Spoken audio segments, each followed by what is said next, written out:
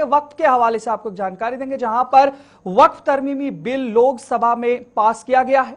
288 vote bill के हक में और 232 बिल के खिलाफ पड़े हैं। एक बड़ी खबर, जहां पर वक्फ तरमीमी बिल लोकसभा में पास किया जा चुका है और 288 वोट बिल के हक में पड़े हैं, जबकि 232 बिल के खिलाफ। और बिल आज राज्यसभा में भी पेश होगा।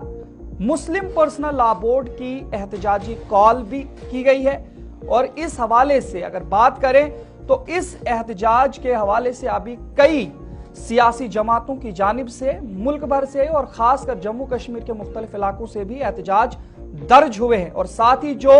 मजहबी जमातें हैं या जो मजहबी रहनुमा हैं उनकी जानिब से भी इसकी मुखालिफत की गई है। आपको बताएं, लोकसभा ने तवील बहस के बाद मुतनाज़ा वक्फ तरमीमी बिल साल 2025 को मंजूर कल रात देर कर लिया है। 12 घंटे से जायद जारी रहने वाली इस बहस में हुक्मरान एनडीए ने बिल को अक़लियतों के लिए फायदेमंद करार दे दिया, जबकि अपोजिशन ने इसे मुसलमान मुखालिफ करार दे दिया है। बिल को तमाम तरामीम को मुस्तरद करने के बाद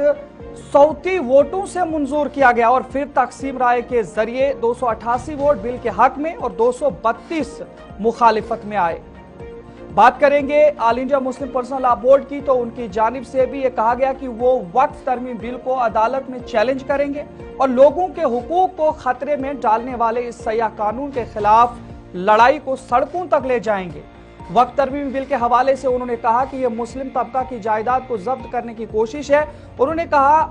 कि जो मरकजी हुकूमतों से इस सोच से शुरू किया है कि वो हमारी जायदाद छीन सकते हैं, क्या उसे कबूल किया जा सकता है? ये मत सोचे कि हम हार गए हैं, यानी यह मुस्लिम पर्सनल लॉ बोर्ड की जानिब से कहा गया है। लेकिन ताहम आपको बताएंगे कि 288 वोट बिल की मंजूरी के हक में पड़े हैं। लेकिन अगर बात करें एनडीपीएस, जहां पर 293 वोट्स पहले ही उनके पास थे और 288 वोटों से अब इसे लोकसभा में पास किया गया है, मंजूर किया गया। लेकिन अब बात है राज्यसभा की, जहां पर आज ये बिल बहस के लिए पेश किया जाएगा।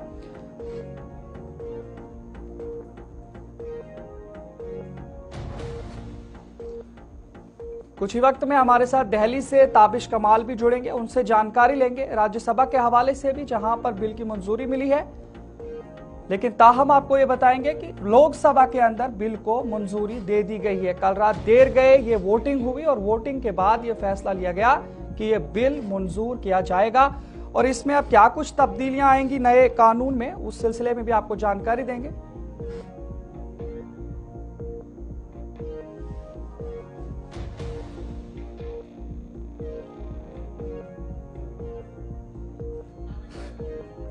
नाज़रीन, हमारे साथ दिल्ली से बराह रास्त गुलिस्तान नुमाइंदा ताबिश कमाल जुड़े हैं, जानकारी आप तक पहुंचाएंगे। ताबिश, बताइएगा क्या कुछ इस वक्त पेशरफ्त है, खास करके जहां पर लोकसभा के अंदर रात देर गए वोटिंग के साथ ये बिल पास कर लिया गया है, राज्यसभा के हवाले से क्या कुछ सूरत हाल है, बताइएगा।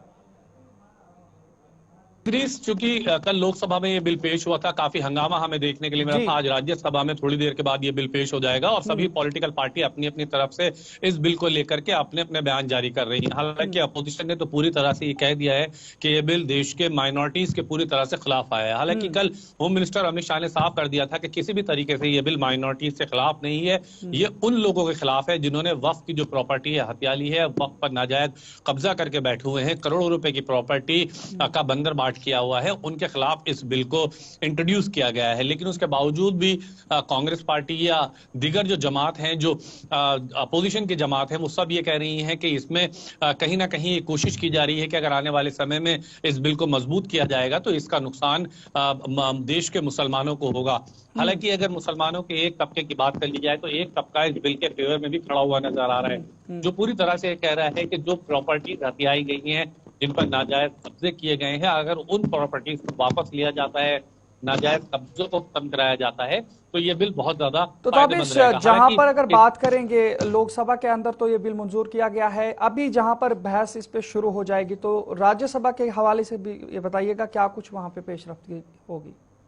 राज्यसभा के अगर हवाले से बात कर ली जाए तो कांग्रेस पार्टी की तरफ से अभिषेक मनु सिंघवी और इमरान प्रतापगढ़ी दोनों ही राज्यसभा सांसद कांग्रेस से हैं, शुरुआत करेंगे अपोजिशन की तरफ से। और कल इमरान प्रतापगढ़ी काले कपड़े पहनकर माथे पर काली पट्टी बांध करके गए थे। उन्होंने कहा था कि ये ब्लैक डे है और इतिहास के आने वाले जो पन्ने हैं उन पर काले दिन की तरह ये लिखा जाएगा। लेकिन चूंकि कुछ देर पहले मुस्लिम जो उलेमा हैं, मौलाना साजिद रशीदी, उन्होंने मीडिया से बात की और उन्होंने कहा कि किसी भी सूरत ये बिल मुसलमानों की मुखालफत नहीं कर रहा है, बल्कि ये उनकी मुखालफत कर रहा है जो लोग मोटी जमीनों पर कब्जा करके रखे हुए हैं। सारी जो चीज है वो नंबर गेम की है। राज्यसभा में भी बीजेपी को नंबर इतने जुटाने होंगे कि आसानी से इस बिल को पास कराया जा सके। बात करेंगे, रजिस्ट्रेशन की बात की गई है, तो क्या कुछ लगता है जहां पर बताया जा रहा है कि जो ये जमीन है वक्त के अंदर 8 लाख एकड़ बताया जा रहा है, तो इसमें से जो रजिस्टर्ड जमीन नहीं होगी तो उसके हवाले से क्या कुछ आपके पास अपडेट है, उसका क्या होगा?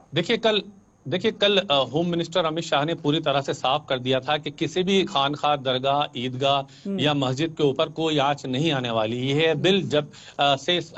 पास होगा, जब ये कानून का रूप लेगा, उन तारीखों से इसको जोड़ा जाएगा। जहां तक रजिस्ट्रेशन की बात है, लगातार सरकार ये कह रही है कि तमाम जो वक्फ की संपत्तियां हैं उनको पोर्टल पर चढ़ाया जा चुका है और जिन संपत्तियों के कागज नहीं है उनको 6 महीने के अंदर आपको बताना होगा। ऐसे में चूंकि सबसे बड़ा जो कॉन्फ्लिक्ट है वो इस बात को लेकर अपोजिशन खड़ा कर रहा है कि डीएम को बहुत सारे अधिकार दिए गए हैं, जबकि सरकार की तरफ से कहा जा रहा है कि जो डीएम को अधिकार दिए गए हैं उनका मतलब ये नहीं है कि डीएम किसी भी सूरत किसी मस्जिद, दरगाह, खानका या ईदगाह पर कब्जा हुई जमीन को खाली कराएं या उनको बंद कराया जाएगा, बल्कि इसका मतलब ये होगा कि उन तमाम प्रॉपर्टीज को निजात दिलाई जा सकेगी, भूमि जो जिन्होंने जमीन पर कब्जे किए हुए हैं। या अगर ये बिल पूरी तरह से पास हो जाता है और पूरी तरह से राज्यसभा से आज ये पास हो जाता है और कानून का रूप ले लेता है, तो आने वाले दिनों में इसका एक फायदा ये भी रहेगा कि देश के जो मुसलमान एक सवाल और आपसे पूछने की कोशिश करेंगे, जहां पर अगर बात करेंगे, ये तो रही बात कानून की और बिल की, लेकिन अगर बात करेंगे मुस्लिम पर्सनल लॉ बोर्ड के एहतजाज की, उसकी क्या इस वक्त सूरत हाल है? लॉ बोर्ड ने परसों और कल 2 दिन तक लगातार अलग अलग